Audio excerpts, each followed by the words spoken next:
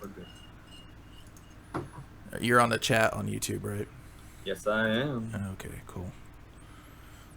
Twitch guys, you're keep on chatting, but you might not see me right away because I'm using the same web browser for the stories and stuff.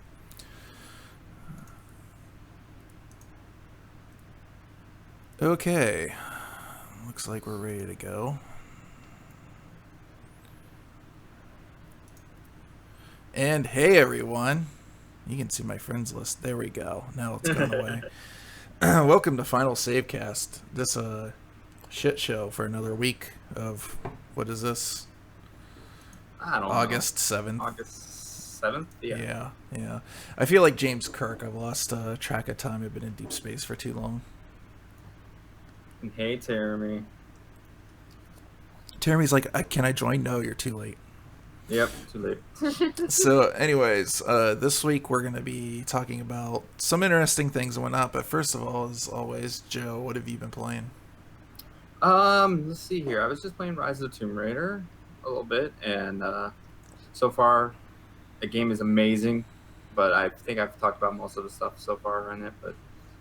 But one thing I do want to bring up that I just got yesterday, just came out, is another Metroid 2 remake was finally released after like 10 years in development, or 8 or something like that. Really? But yes, this guy, it's pretty simple. Just type in like AMR2 on Google, or you'll find it right away.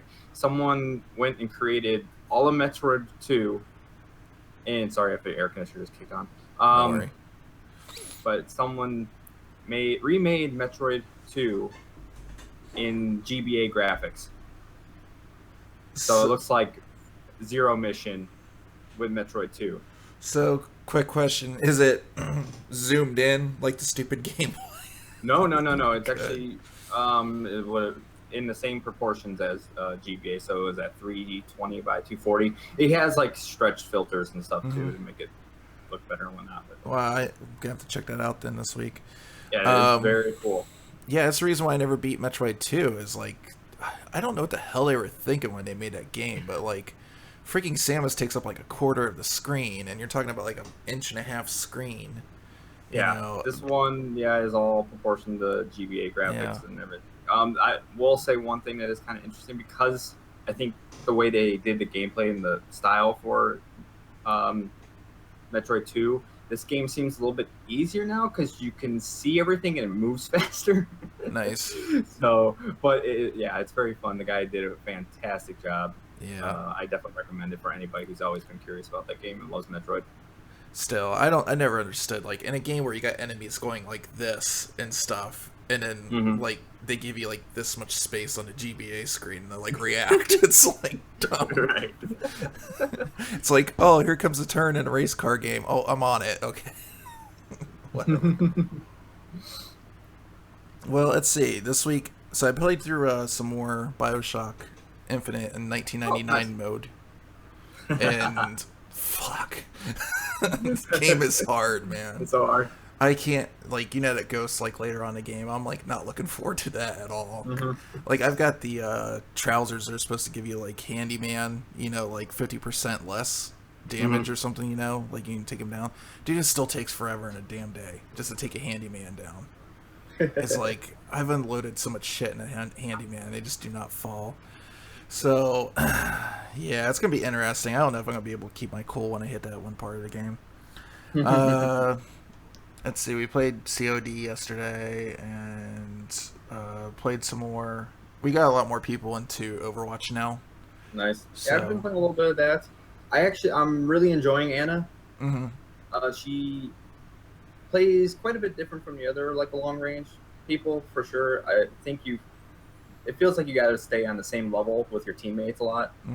I mean, you can not go through and hit the enemy teams, but I think it's very important to make sure you still keep an eye on your friends.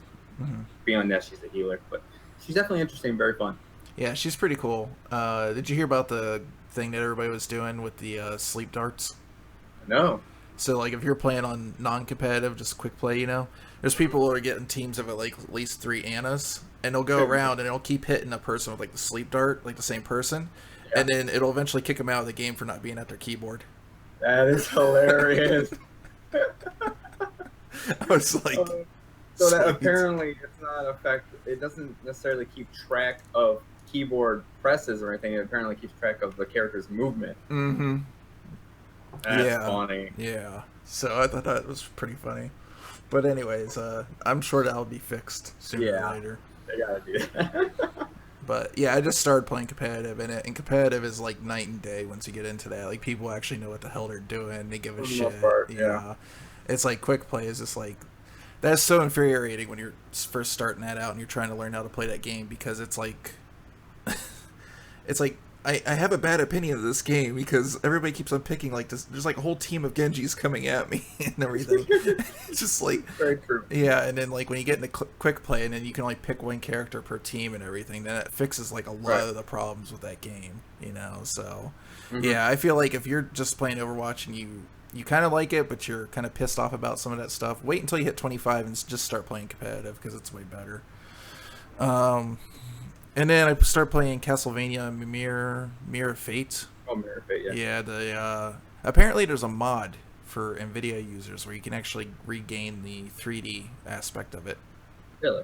Yeah, so I can't remember what they called it, but anyways, I was playing it, and that game actually is really fun to play. It's really good.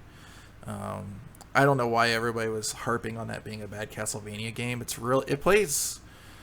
like a mixture, like the combat is exactly like Lords of Shadow, but it's like a mixture of that with old Castlevania side-scrolling stuff. There's like puzzles to figure out and stuff like that. There's a lot more Castlevania lore. They kind of like melded into their like own little Castlevania thing. So you've got what's her name? She was in Castlevania 3. She was like the monk or whatever, or something like that. Priestess, I should say.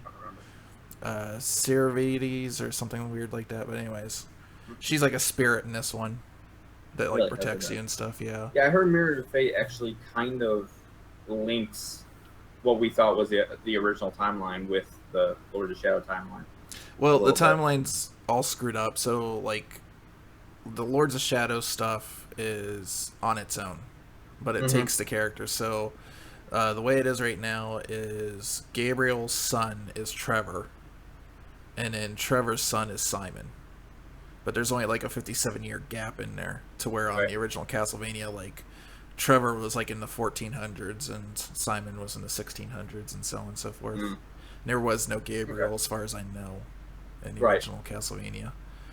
So yeah, it's interesting. It's an interesting like retake on it. I wouldn't say, I think the thing that got everybody upset is they spent so much time being enveloped in the original Castlevanias and the lore of it, and then all of a sudden having them throw that away and do the Star Trek thing to it, you know, like completely refresh it, and it just got them all kind of pissed off. But yeah, it's a good game. I really like it. It's not that great looking on PC. It is a 3DS game on a PC, but anyways. All right, so a lot of critics out there have been saying that Suicide Squad's bad, and you went and saw it. So what's your opinion? I saw it yesterday. I actually thoroughly enjoyed it. I think for the most part, like, comparing it to like Batman vs Superman, I think the main thing was like a lot of the flow, everything for Suicide Squad. It had its ups and downs with the flow, and what I mean by that is that's what you need. You need parts where it gets actiony and you have your funny moments, but you also have moments where it kind of relaxes and you get to know the characters, and they actually have a lot of in-depth little flashbacks and scenes to a lot of the characters and their origins, and it gives what are the bad guys, gives them some heart and gives them feel, and you know, it really brings up the anti-hero part of Suicide Squad, where it makes, you know, these guys they're bad, but it makes you care about them. And, you know, also, you know, all the action, like I said, all the action and humor is great. Deadshot, played by Will Smith, and Margot Robbie's Harley Quinn are all on point, and they definitely work very, very well together. What do you think about Joker in this one? Okay, so Jared Leto's Joker is not bad. To me, it's hard going after what's his face's Joker. oh god, why am I forgetting his name? From Dark Knight. You remember, Nick? What? The guy who played Joker in the last one. Heath Ledger. Heath Ledger, thank you. Yeah. It was bugging me.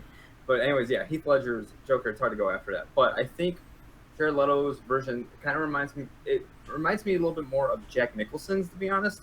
Mm-hmm. But if you took his like kind of more gangster approach and made it more modern, so you're not gonna have like the purple like actual like suit tuxedo type thing. So he's gonna have like the silk, like button-up shirts and kind of he's gonna have the tattoos and everything. And it kind of once I saw it, it made a little bit more sense. He's definitely off his nut, and he does a good job of that. Yeah. So I mean, it's if you really don't like that modern gangster feel or whatever, I can definitely see why people wouldn't like him. But as long as you can get past that, he does a pretty good job as Joker. He's not in it a whole lot, but he does good. And there's one scene with him and Harley Quinn though that was on point to their relationship, and I loved it. But I won't go too far into it. That's cool. And I heard there wasn't too much backstory shit in this movie. Like they didn't flood it with a lot of backstory. No. It was just little flashbacks here and there, like to kind of help break up some of the action and stuff in it. To kind of give you a little bit of a feel. And they all the flashbacks had to do with what was going on in the story at the time. And they were just quick little couple-minute things to kind of give you a feel for them, which I thought they did very, very well. Which is great. That's what I wanted in a lot of these movies. I'm sick and tired of the origin story being retold. I just want them to get into it. And if you don't know the origin story, sorry, there's plenty of material out there for you to see. You know, you don't need to see it in a movie. Like Christ, man. It's just stop with like making the same damn movie over and over again. It was pretty much they just told each character like just little snippets here to kind of give you a feel for the character. And they did a very good job of that. Yeah. So, anyways, but no, it's great. It was a great movie. It had anything you want in that some blockbuster type of movie. From what I heard so far, the only thing that probably make me cringe is Joker in the movie. Yeah, like he's a little bit rough, but from my point of view, Joker. So there's been many different types of Jokers through the DC universe in the years. So he very much, from what I hear, applies to a certain type. But I like the Joker that's more psychological, kind of. You know, I'm gonna mess you up, and you're really afraid all the time. I'm having more fun bringing fear to you than just straight up stabbing you. Right. Kind of thing. That's the kind of Joker that I'm into. That's the one I find. Right. He's more the latter. Yeah. Okay. So, cool. Anyways, let's get into some news, man. I got tons of it. Yeah. Well, okay. First of all, I'm going to say, yes, we did cover this last week. Joe is like the biggest Sonic fan. I love Sonic. So we're going to talk about Sonic again. So. Okay, I'll try and be quick with this, but well, it's an 8-minute video, so you got time. Oh yeah. So basically, honestly, I love the way they just started off this Sonic Mania trailer. I'm guessing that's the one you're going with. Mm-hmm. So it kind of talks about it's been 25 years of Sonic, which I'm so happy we're finally doing something, and also the fact that they're not rushing something out this year to match that. It's just this big announcement. And I actually have not seen this video yet, but they kind of go through the history or whatever and show Sonic Adventure and all this stuff. But then they're like, and it's really living up to what everyone's been saying. And they're like, you know what, we got to go back. We're going to go back to our roots with this. And they showed this off with Sonic Mania, kind of this idea of revisiting a lot of levels, but also introducing new ones. Mm-hmm. And the look and feel of this looks like either like a 32X or like a Sega Saturn version of Sonic. Yeah. And it is just looks so beautifully done. And it literally looks better than the Sega Saturn version of Sonic the Hedgehog. Oh yeah, yeah, for sure. It's one because there wasn't much on that on the Saturn version. But oh yeah, it looks fantastic. So far, from what I can tell, all the physics and everything in it, because I know that was one of the biggest things that people complained about Sonic 4. So far, it's looking what we've always thought of with the momentum and everything that he had. Though I thought Sonic 4 Episode 2 did it all right. But yeah, this looks like a whole new. The clouds move, Joe. Though, so it's like clouds move. The clouds move, so it's like the Saturn version. Yeah. Yeah. So, go ahead. My opinion on this whole thing is okay. We've had this discussion before, so I'm not going to say a whole lot. The whole 3D Sonic thing, I know you love them. I typically don't. Sonic Generations was great. I never got to play Colors. Colors is really, really good. But, in my opinion, I always felt like, even though Sonic had this huge heritage and was their mascot for like the longest time on the 16-bit and even 32-bit systems and stuff,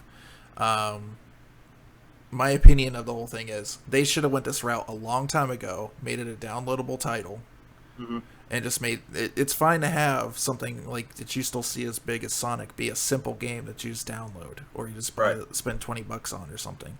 That's okay. If this is the way it works, that's the way it works. People are still wanting to play this. Hence, Freedom Planet did really freaking well. Oh, it did. I mean, the thing is, Freedom Planet did really, really well considering what they're doing. I think that they'll definitely earn their money back tenfold, probably on Sonic Mania. I'm sure. Yeah. It's probably just not the money they're looking for, which it comes to Project 17 for Sonic, which is going to take. It looks like a little bit of the Sonic Generation, Sonic Colors palette, from what I can tell, introducing the old Sonic whatever. So we'll have basically the 3D graphics with the 2D gameplay, which I think Sonic Generations and Sonic Colors did a very good job of.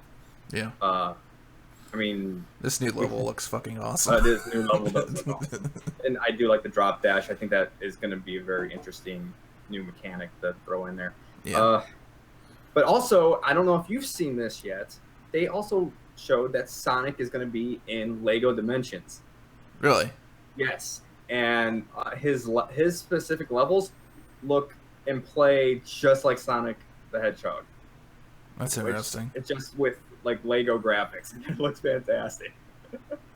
Like everything will break apart into Lego blocks and stuff when you smash on them and everything. But will there be a way for Sonic to eat onion rings and become fat? No, probably not. No. All right. That's actual. That'd be a good mod. if you guys have what is it, the Genesis Mega Drive collection? Oops, that's the wrong scene. If you have the Mega Drive collection, and I think it's Sonic 2, isn't it? Yeah, I think so. They've allowed Steam Workshop now. There's a mod on there for Sonic 2 now and you actually have to avoid the rings because they turn them into onion rings, and you become too fat, you actually die. Yeah. Yeah, I think you can only have so many onion rings within a certain amount of time. Yeah. Because you need them to survive, but if you eat too many, you die. It's pretty... And his actual sprite gets fatter and fatter. It's great. Eventually, he just stops. You can't run anymore. You can get him. You can get him down. You have to run him to get him exercise to sweat down and get thin again. That's stupid. But no, but to kind of sum this up and get us moving along, I'm super stoked about this. I can't wait. All three of these reveals they did last week, 2 weeks ago, have made me very, very happy. Yeah. The one that I'm most excited for is Sonic Mania, to be honest with you. Oh, for sure, same with me. But I'm definitely looking forward to seeing what they do with the full, bigger 3D Sonic as well. Yeah. As long as they stick with the Generations thing, which it looks like they're going for, I will be more than happy. Yeah, we'll see.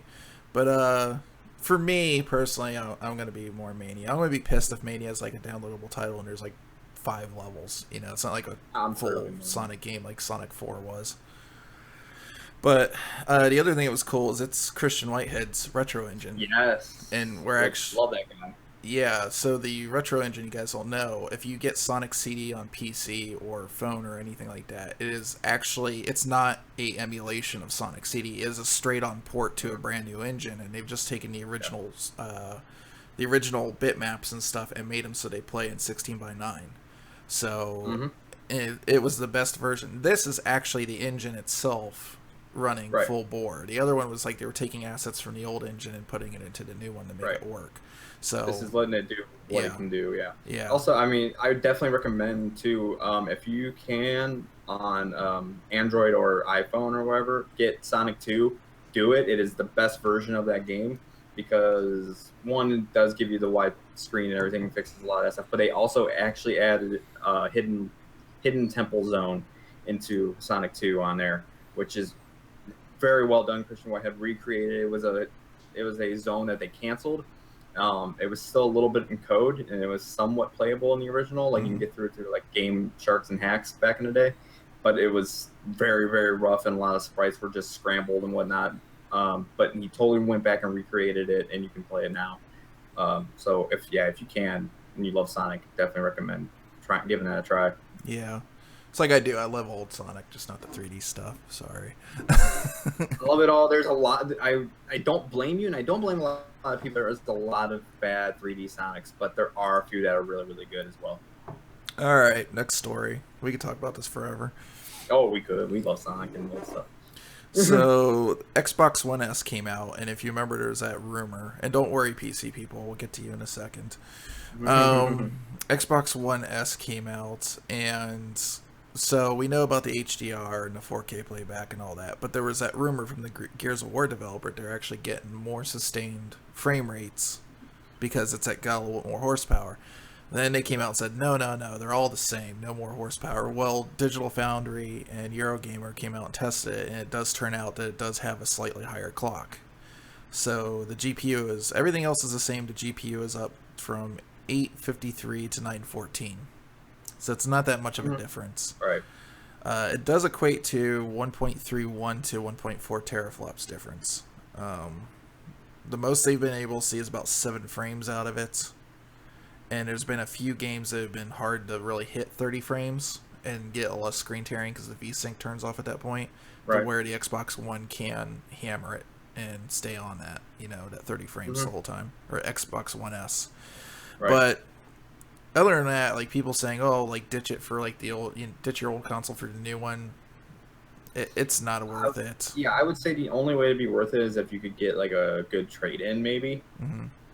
But otherwise, it wouldn't be worth it, especially with the Scorpio coming out. Yeah. If you're really worried about frame rates and whatnot, I would wait for that. Otherwise, if you haven't gotten it yet and you're being impatient, go for this. I think it sounds. Well, like the other thing to keep in mind too. Upgrade, the Scorpio's probably going to be like $550-$600 when it comes out too. That too, yeah. So, like, if you're thinking the Scorpio's going to come out and be at the same price range as this, no. Like, these are going to overlap, like, at least 3 years. Oh, yeah. So, if you just want to play games cheap on a console, or there's exclusives Xbox has, like Halo or something like that, and you don't have a whole lot of money, by all means, get this one over the old one. Like, even if you see the old one floating, definitely get this. If you already have it, just don't worry about it. It's not. Yeah, I wouldn't worry about it if you already have one. Yeah, like, but they have said that the one thing that they mainly noticed a difference on was the original the Xbox 360, I should say, not original Xbox. The 360 emulation is actually showing a difference. Oh, good. On this. So it's a lot better.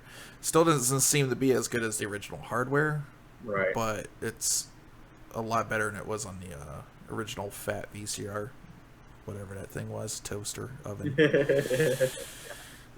I'm just glad that they finally slimmed it down. That is a big box. Yeah. For me, the main thing I'm getting out of this is Bluetooth controllers.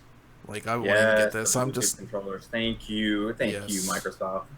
You're starting to listen. And I have Bluetooth on the PC now. Yeah, I know. I have Bluetooth on mine, and I can't wait. I'm gonna get myself an Xbox One controller for sure. So, anyways, let's see. Next story. All right, so Pokemon craze. If you enjoy Pokemon Go, that's fine. Okay.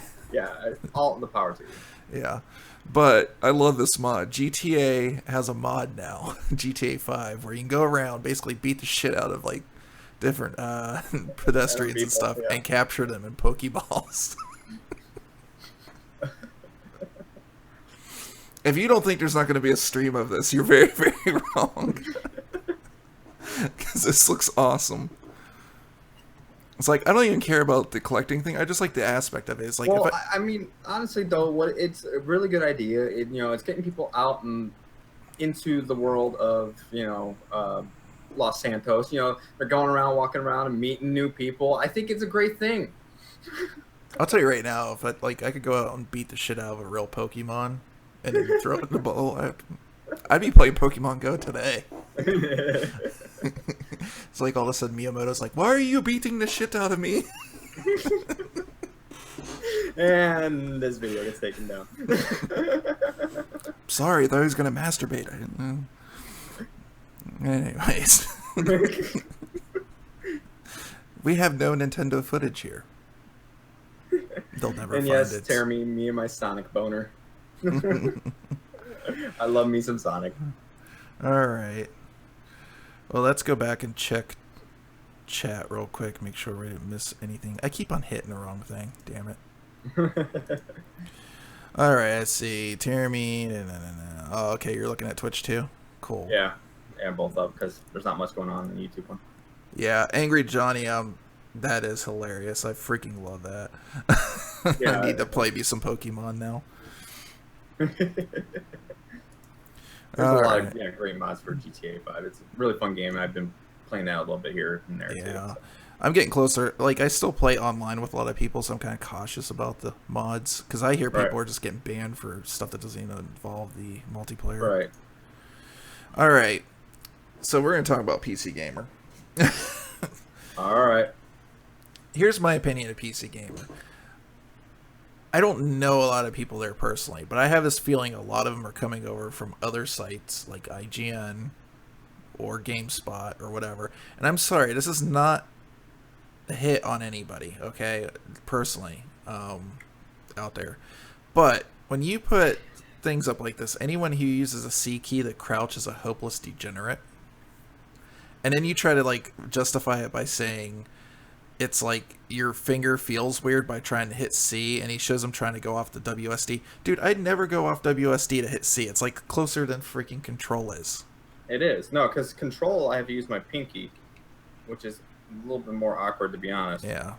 And then C is just, the pointer finger. It's really easy. But anyways, my whole point to this thing, and they might justify later on that C is okay or whatever. I actually didn't read the whole thing. That's not the point. The point is, when you're a PC gamer, you have, in my opinion, you have a certain responsibility out there. And when you put stuff up like this, you're just adding fuel to the fire of, like, more dumb crap for PC gamers. Dude, we argue about enough stuff already. Intel versus AMD, fucking GPUs, motherboards. Just let it go. Like, and like, know, this is one of the dumbest, pointless arguments that you could possibly have.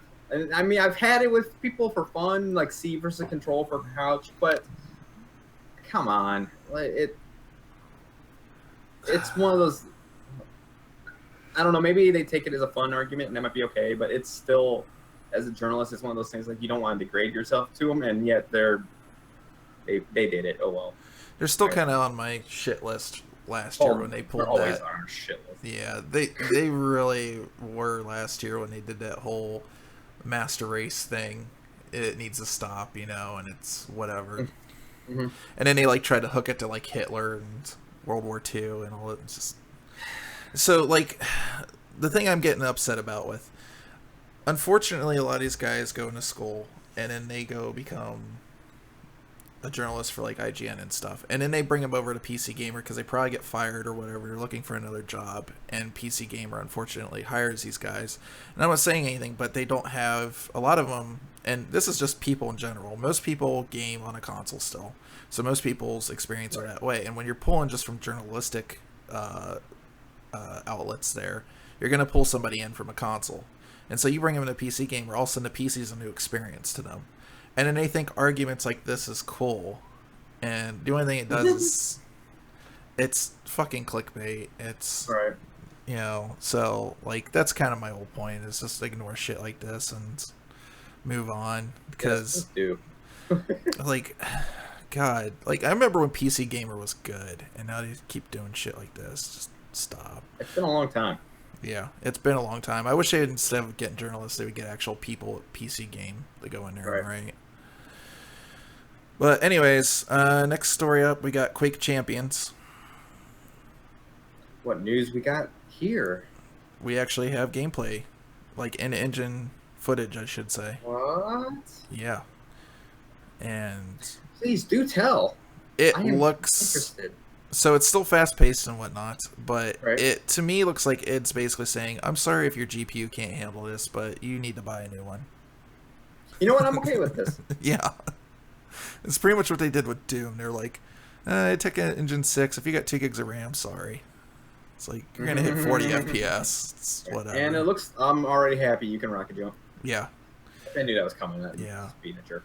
But, no, I think, as much as I love the games like Overwatch or whatever, what they purposely don't overdo it graphically so that it'll run on more things, and I understand that.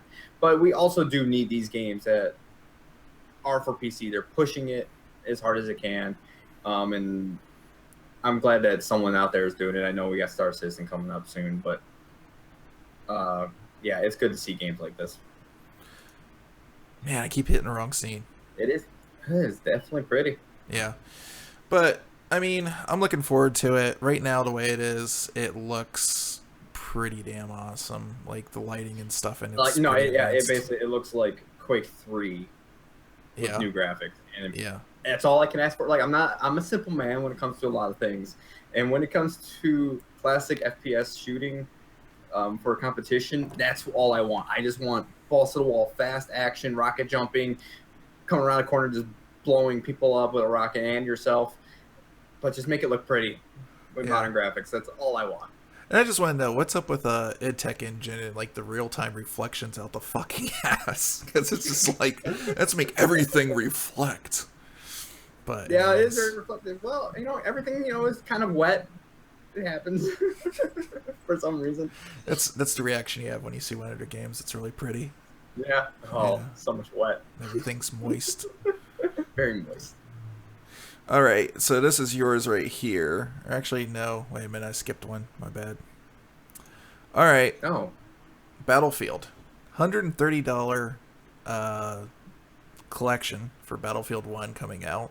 Amazon exclusive only, I guess. If you got Prime, it's $104, so they're cutting you a deal. Comes with a steel book, not the game. I can't. Oh, you can get it with the game. It's $190. I just can't fathom this idea of not having the game in it. Like, it looks like a lot of really cool stuff, for sure. I mean, the book and the statue. The statue looks amazing. But I don't know. I mean, then again, the statue itself, to be honest, like, if it wasn't sold with the collectors, it might be worth that much. Well, I've seen people pay more for things that don't look as nice. Let's see what you get. Again, I'm being devil's advocate here, but you get a statue. Mm-hmm. You get playing cards. You get a patch for that denim jacket. Oh. Yeah. Yeah. So 80s. You get a pigeon carrier tube with DLC codes in it, because that's useful for the pigeon that I fucking have that I send messages to everybody. So it does come with DLC. Apparently. Yes. It comes with a cloth map, which makes me think more like nice, Ultima or something like that. I'm like, okay. Yeah, I actually do have the quote-unquote cloth map from Skyrim. Yeah. For my the one that's strange to me is it comes with a steel book with no game in it. Yeah, I know. It's like, I'm sorry, this is just wrong. To me, it's just wrong. Like, you're gonna give me a steel book, and it's like how many people are gonna buy this not reading the fine print? So the steel book, let me just get this straight, because I didn't read this. So the steel book, it's not like a book. It is not like an art book or anything, right? It's just a case. It's a case. You remember, like, the cases, like, Metroid Trilogy and stuff came in for the Wii? Yeah, Halo 2 has a steel case as well. It comes with a steel case for the game, so you can put the disc in there, but not the disc. Yeah, I think everything else in it I'm actually fine with if it didn't come with the game. But that is the biggest one. Like, why bother if you're not going to have the game in it? Like, I feel like that should have that in the 190 version. It's dumb. Oh. Yeah. But everything else is pretty cool, I will admit. And probably up there in value because it looks all like high end, really nice stuff. But like, don't get me wrong, the 14-inch statue looks nice, but honestly, like, you're not gonna include the game because it has one or too many of the things or whatnot. right. I don't understand. It's just, god damn it, EA. Yeah, I just don't see the point. EA should have just said, okay, it's 150 with the game or something. Like, just level it out. Well, they do. It's 190. 90, I know. It's 190, but I feel like that was more of just, like, their thing of trying to lower it. They could have met somewhere in the middle, but whatever. Why are you going to get this if you don't have to get the... Then again, in a way, I guess, for a PC, it might make a little bit of sense. Like, it's kind of cool to have that on your shelf, even though because you don't have a physical version of the game anymore. I guess. I don't know. Then it should come with a code for the game. Code, yeah. Because then at that point, you're not manufacturing any discs anyway, so you're not taking any real loss on it. It's just, fuck EA. I already feel like we've brainstormed better ideas in 5 minutes, if not, probably more like 2 minutes. Yeah, it just, to me, this is like a line that I've never seen before with Collector's Edition. Here's the Collector's Edition of a game that you don't fucking have with the Collector's Edition. Right. It's like, Jesus. Alright, here's your story. How powerful is Nintendo NX? Okay, well, this one you can definitely get into because you actually know a little bit of this hardware too. So from all the rumors that are coming out, and I think this was Eurogamer who first introduced it, is the NX looks like it will be running on a Tegra NVIDIA chip for it. So it'll be ARM for its processor and Tegra for its GPU. So this comes up to the thing, and it sounds like it's going to be for sure the idea of a handheld that hooks up to your TV as well. So this would make it, what, power-wise, a little bit better than the Wii U, maybe? Well, a lot better than the Wii U. So somewhere the current Tegra that's in the Android TV is about 1.1, 1.2 teraflops. Mm-hmm. So it's basically just a little bit behind Xbox One. Okay. As far as, and that depends on what you're doing too. As far as CPU horsepower, no. Right. It's definitely better than a Wii U. I would say it's between a Wii U and an Xbox One, CPU horsepower wise. Mm-hmm. I mean, it's going to be running on ARM, and they said they are going to be doing their own proprietary operating system for it. So it won't be running on Android. Mm-hmm. So hopefully they'll have it a little bit more down to the hardware of an operating system. They say it's their own. It's probably Android customized. It might be, yeah, based off of Android. Either that or it's Linux. Right, which is definitely possible. Yeah. Now, from that, I mean, I'm kind of happy, at least for handheld-wise, it's going to be one powerful system. They also showed a little bit of, they didn't actually show a picture of the controller, but an idea of what it will be is it'll be like a tablet type thing, so that you actually play on, and it will have like two controllers basically that are on the side, like you'd hold it like normal, like a tablet with controllers, but then they can detach, which I thought was a neat idea. And also they showed like if you wanted to, you can multiplayer and just kind of play like a original like Mario game, just turn them sideways and play them that way,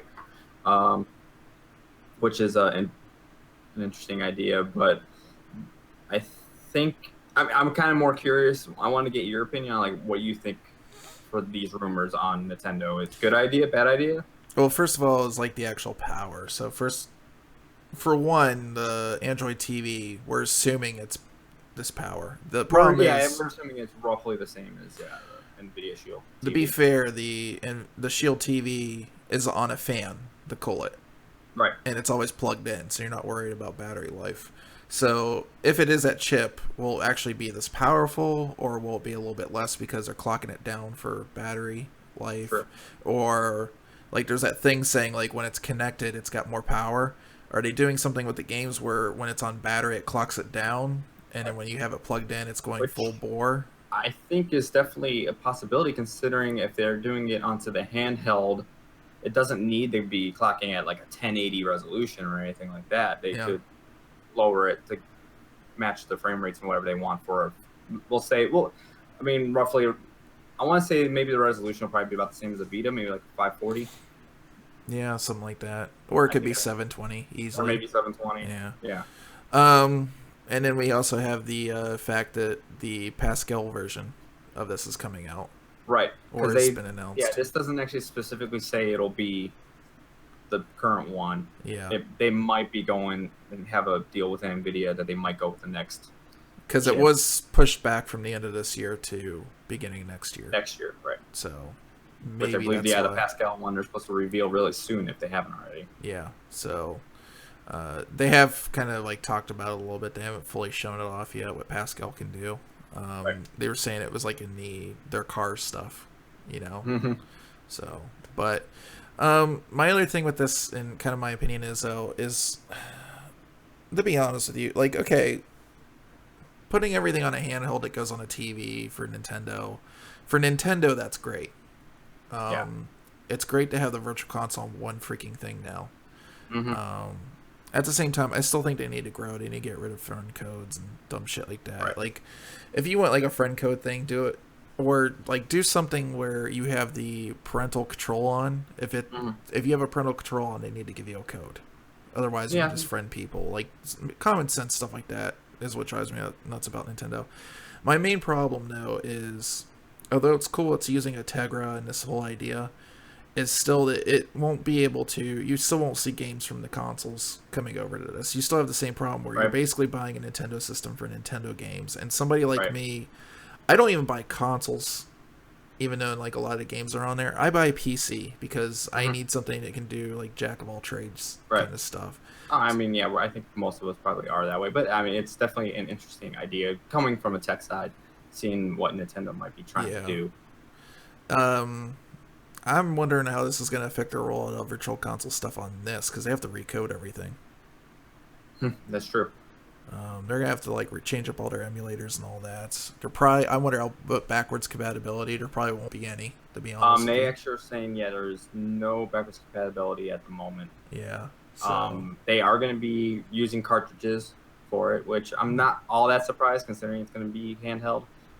Mm-hmm. Probably have, of course, some kind of memory on there for downloadable, but it's basically going to be one of those things where you have it for the cartridge version for the people who can't do the downloadable stuff. So Shield TV right now is going for $200, right? Right. If they can do this for like around the same price as the Wii U right now, which I think is about $250. Yeah, I think $250 to $300 they could pull it off. Mm-hmm. Any more than that is going to be really bad. I'm gonna give them that little bit of the benefit of say $300 or something if they go with the new version of Tegra. I think they kind of missed it by not having Android on it though, because then they could also allow people to play their Android games on it, and that would have been a huge benefit because there's a lot of people who have a lot of phone games and stuff. I agree with you on that, though. From the Nintendo standpoint, I definitely understand why they would not do that, because it opens them up to a whole another mess of problems. Well, okay, we can talk about the piracy thing, but as you know, it's never stopped people from pirating their shit before. I know. I mean, it's not you... necessarily that. It's mostly having to mix with Google and everything for the Play Store and all that other junk that goes along with having it actually Android. Well, they could have had it something like, say, dual boot, you know, or something to that effect. Like you have like the Nintendo OS, which is probably like Linux based or something. Mm-hmm. And then you could just like launch it into like an Android environment and be able to play like say GTA or whatever on it. I think it would have had more value that way. I don't know. It's hard to say. I think Nintendo's either going to eventually, at this point, they're eventually either going to have to start allowing their games on other systems to make more mass appeal, or I don't know. We'll see how this goes. I know the 3DS did really well, but the 3DS is probably also going to be a lot cheaper and still be coexisting with this thing for a little while. But I think the thing is, I think this might be the smarter idea, and maybe Nintendo is seeing this, though, because the 3DS, as well as it has done, took a tremendous hit, considering from the Nintendo DS. Mm-hmm. I mean, they definitely made all their money back in tenfold, but it was nowhere near that. And I think the idea of more and more people having cell phones and everything, it's that dedicated handheld market is shrinking.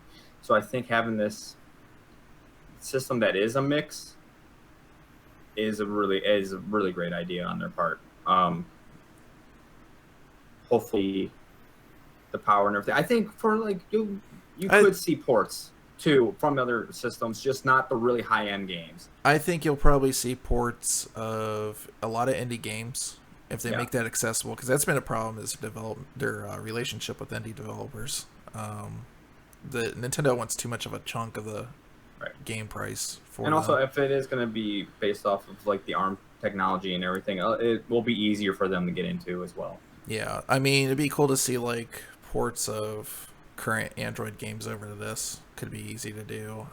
Be really cool to see, like I said, indie, probably like last generation games. They could bring a lot of old Wii U stuff over, like the Bayonetta games over to this and stuff like that. But at the end of the day, the problem I always have with this is it's a system almost strictly for Nintendo. It will be for most part. They're one company. How much can they churn out stuff for this to keep interest? That's the problem. And that has been their problem with the Wii U, for sure. Yeah. The Wii a little bit, but there were a lot of random weird games that were coming out on that at least. But it was still, like, overall the top tier games were only Nintendo for the most part. Yeah. So, I don't know. We'll see. If it's got an actual controller, I'm happy. Yeah, I mean, it looks like it'll be like a controller that it's just two sticks that, you know, you can wield. It's not like a controller, but same basic idea, it's just split in half. I still would have made a console, like just normal console. I don't know. My whole opinion on this is, from talking to people and what I feel about it, I feel like people are more wanting a general device, and more people just want something at home that can kind of do everything, and more people want something that can do whatever went on their go, like their phone or whatnot. And for the most part, for a lot of people, consoles do that. They can watch YouTube videos and whatnot. Right. And then for other people who are more creative or whatnot, a PC does that. We're seeing a huge uptake in PC gaming just alone because there's a lot more people getting into it. Theater PCs and And I mean, there's this one guy I watch on YouTube, and you even see the change in him. Like he was like, you know, trying to like say, because I guess he made a thing about PCs a while ago and trying to make arguments why consoles are better than PCs and back and forth. And of course he got lit up, you know, because that's the way the internet is. Right. And at the end of the day, god damn, I keep hitting the wrong scene. I need to switch these over. Anyways, at the end of the day, what it comes down to is I think people are trying to minimize the amount of devices in their house. Right. So it's really hard to ask to get somebody to do this again. So they really, in my opinion, not only have to have this thing, like the one thing that they need to do is have really great battery life on it. Like this thing needs to last a long time. Otherwise, if it's only a couple hours. Yeah. I think if they go the same route as like tablets though, because like I charge my tablet like once a week, and I actually watch videos on all the time while I'm on the train for like an hour and a half a day. And yeah, I charge it once a week. Yeah. And it does its job. It barely hangs on by the end of the week, but it does. So if they can reach even just half that, I think they'll be pretty good. Like half that on gaming, and if they can meet that with videos easily, then they'll be good to go. Which if it is bigger, I mean, they'll have bigger space for battery and stuff, so they can have more, but we'll see. We'll see what happens. I am kind of curious. I know they said there's no backwards compatibility as of right now, probably for physical for sure. I'm just wondering, like, downloadable down the line, if they will have Wii U games, Wii games, or 3DS games. I know it'd be kind of hard with only being one screen is what they're projecting right now, but you could just turn it sideways or whatever. Yeah, I don't know. We'll see. But I'm more excited for the new NES coming out this holiday. Yeah, which the thing is, I actually heard an argument against it, and they made a really good point. And it's for that thing, and it was just this idea of like, yes, it's cool, and there's a little bit of nostalgia in me that makes me happy about it, but at the same time, it's just another way for Nintendo to get my goddamn money so I can buy Mario for the 5th fucking time. I mean, to be honest with you, I could emulate it on my computer, but it's... Right. I just think it's cool. I just want one. It's Yeah, not super expensive. It's not a lot right. to ask out of me. The actual value is when you look at how much they charge Virtual Console for the games and what they're actually putting into this. No, yeah, it's not that I don't disagree with you. I do. Yeah. I think his point is more like if you are a Nintendo fan and you, you actually have been trying to get stuff on Virtual Console, or whatever, and then you see this, you're like, God damn it! I don't want to spend more money on the same goddamn game again. I think Nintendo has the same problem with the NX right now that pretty much PC does. PC, so you got like Xbox, you got PlayStation, and they got people out there spreading the message to actually work for the company, right? They're actually like backing it up, saying we got all these cool games coming out, this, and this, and Nintendo's just kind of sitting there quietly, like Steam, just not saying a whole lot of anything. They said, well, Zelda's going to be on it. Okay, what else? What else you got coming? Because this thing's coming out like at the end of next year, and I'm telling you, like as somebody that's like doesn't get a whole lot of spare money, you need to be getting me excited about this shit now. Okay, if you want me to pick it up, you don't need to. Like, so wait, hold on. What thing are you talking about specifically right now? Okay, I'm talking about messaging. Okay. Well, yeah, but I mean, like you mentioned like Zelda and stuff. I'm just okay. The analysis I'm trying to make, and I don't feel like there could be more people on PC if Steam took initiative and at E3 had a fucking show or something like that. Yeah. Showed what was coming on their platform, even if it's the same stuff on consoles, because they both do it to each other at E3, and actually showed people why it's cool to be a PC gamer, why it's cool to be on that platform, okay, over something else, what the advantages are and whatnot. They don't spread their message. They sit there, but I don't understand what Doug Lombardi's he's the PR guy for fucking Valve. I don't understand what the fuck he does. It doesn't seem like he does anything. He collects a paycheck. So they fucking infuriate me. And I'm sorry right now. I understand there's like other platforms on Steam and stuff, but when people think PC, they think Steam. And those guys, they could be rolling more money hand over fist, but they just honestly, sit there and go. I think I would love it if Valve had like a conference at E3 and just get rid of PC Gamer. Yeah, but I see the same problem with Nintendo. Nintendo's not going to E3 anymore. They're not spreading their message. And then they're like, oh, our system doesn't sell anymore. You don't realize how big press conferences like that are to sell shit. They are. Also, I mean, at least Nintendo is there somewhat, though, because I mean that is one thing why everyone's so hyped for Zelda is because of their not enough for but they just didn't have anything else to show, and that's it. I get the messaging thing that you're trying to make, but I think Nintendo was in a situation right now, and because they're Nintendo and they're stupid, but they didn't have enough to message. They don't. They're like, we got new hardware. Okay, what's on it? Right. Well, they haven't really revealed the new hardware yet. Again, that's one reason why I'm saying they didn't have enough. They weren't ready to show it yet. I'd at least be at this point, even if like you don't show the system, I'd be at least talking about what's coming to it. Right. Yeah, they said Zelda. I think the new Sonic games are coming to the NX, and there's like one other game that was announced for the NX. In my mind, Dragon Quest. In my mind, when it comes to consoles, events like say LANs and stuff, anything like that, you need to be at least a year ahead telling people that's coming so they can get their vacation time or they can get their money saved up for that damn thing. I mean, I think a year is giving it too much. I think like the Bethesda approach, or what was it, like six months, something like that. Because I think things move pretty fast now. Like you don't need that much time, but you do need to give people some time for sure. I think you need to give people more time than you think. The economy's not great. A lot of people don't have great jobs right now. Like when you see like a $60 Nintendo, they're like, I can afford that. You know, it's like that's a game for me. But when they see something like, oh, you want me to spend $350 and no games come with that thing and all this other stuff? No, that's like, you know, that's food off my family's table. I have to like really start planning ahead of time for that. So that's kind of my point there. But it's all in the messaging, and neither one of those companies is doing it.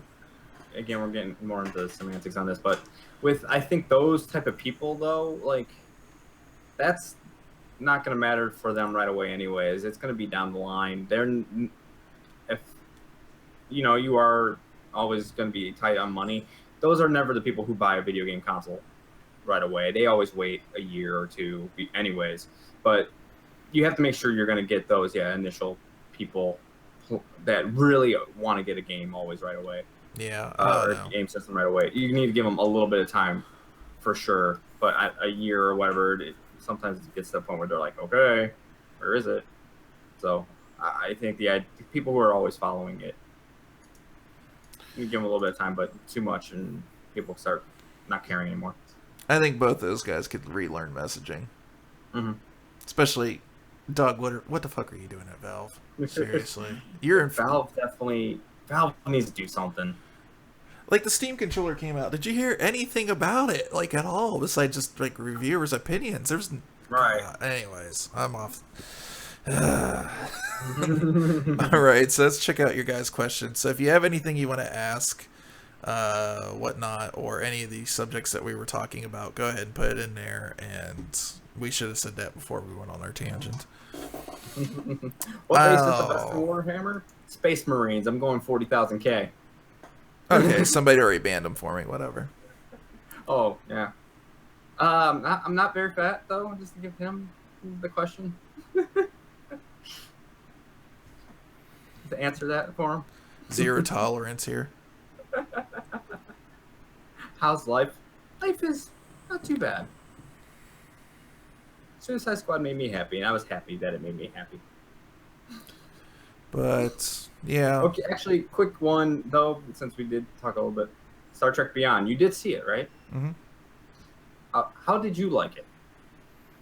Because you're a bigger Trekkie than I am. A little tangent in here, but... Okay, so first thing I'm going to say is... when I look at these new Trek films, I don't associate them with Trek. You know what I mean? Okay. They took the whole universe and they said, okay, it's this little tangent over here. So in my mind, that's what I take it as. Okay. Yeah, it is. It is technically a parallel universe. It is its own universe. Yes. Of Trek. But, yeah. So as far as that goes, I liked it. Okay. It was fun to watch. Best use of fucking music in a movie ever. Oh, yeah, that was awesome. I watched it, I was like, I hate this fucking song, but it really fucking works. Yeah. I love that song. And it was made me worried in the trailer, but they made it within the movie make sense. Yeah. Damn classical music. I thought the new character they introduced, what's her name? Jayla or something? Yeah, is badass. Like, and I hope they reuse her in future movies because she did a great job. I don't think there's anything wrong with introducing new characters into this Trek. Sorry to say, Chekhov is not at least the Chekhov that we had is not around, so maybe replacing. The next one's going to be. I don't know what they're going to do with that. It's going to be interesting. It'd be interesting if they just say Chekhov, something happened, he's not in Starfleet anymore, and they introduce her character in his spot or something like that. Yeah, that'd be a good replacement. Yeah, I'd be okay with that instead of trying to shoehorn somebody else into his role. I was also very happy that they referenced Enterprise. Yes. Which because that is my favorite Trek show. Yeah. I know a lot of people don't. Our Trekkies don't think of it as like one of the best shows, but I loved it, and the fact that they had an NX class ship and everything from it, I was just like. It was cool to see the shuttle pods in the movie. Yes, in the shuttle pods. They had shuttle pods and they had phasers, which were like the original phasers were cool. Mm-hmm. So like I said, like I told you before you went to go see it, and I don't know if you agree with me. If you did not see it, if you just saw the movie and you did not see Enterprise, I felt like you would get a lot more out of this by seeing Enterprise. If you don't know if you don't know the actual history of Enterprise or seen that show, you'd probably come away with it going like, that character, that bad guy sucked. It's like terrible. Right.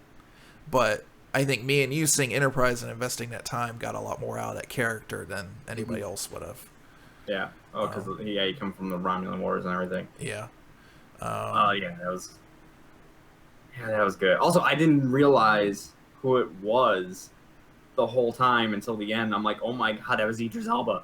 Yeah. It's pretty cool. It was awesome. Like I don't know how that didn't get spoiled for me, but it did make me happy. And he's a fantastic actor. So one other thing about the movie, and this is not a spoiler because this has been in the news and everything, but George Takei is upset that they made Sulu gay in this movie. Really? Yeah. he said it's not the way he envisioned the character, and they actually approached him to ask him what his opinion on it was, and he told me he didn't like it. He didn't have a problem if they introduced a new character that was, but it's not the way he played Sulu when he was doing it, and he thought it ruined the whole vision he had for the character. I guess, but then again, Sulu never was. It was never specified and never really talked about. Yeah, I didn't feel like it was either.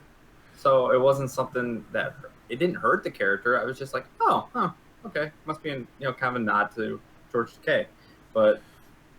Is it disrespectful to him, though, to go ask him and then just say no? It's not a big deal? Or, just be like, push him off and say, no, we're still going to do it? I don't know. I mean, that's a really tough situation because you are trying to pay homage to him, but then at the same time, he said no. So it's... Yeah, I don't know. I don't know how I felt about that. It wasn't, like, overbearing or anything. No, it wasn't overbearing. He just happened to, when he met up at the station, he just hugged his husband or whatever and walked off. That was it. But do we know anything about Warhammer? No, not really. Never really could get into it. Sorry. Sister's been wanting a Wii U for a while, but I keep telling her to wait for the NX. Well, I think with the Wii U Batman, the NX, you're not going to see all the games that were on the Wii U on the NX. Right. Like, if there was a lot of games on there that your sister is wanting, if you can find a good deal for it, go for it.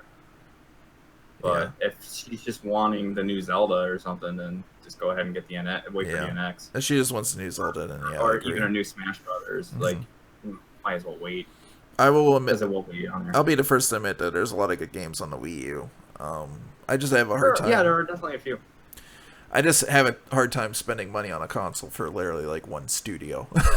It's pretty much what it feels like. Yeah, I do. Yeah, I don't know. I mean, like, a lot of the versions of the games that were on there are really good. Like, I know Mass Effect 3's version on there is really good. Assassin's Creed 3 is really good on there. There are a few here and there, but like, this has come from a console, not PC side, but so if they are just strictly console gamers, it is still a really good console. But it just depends on what she's looking for. But if there are a good number of games that she wants for it, yeah, I'd go for it.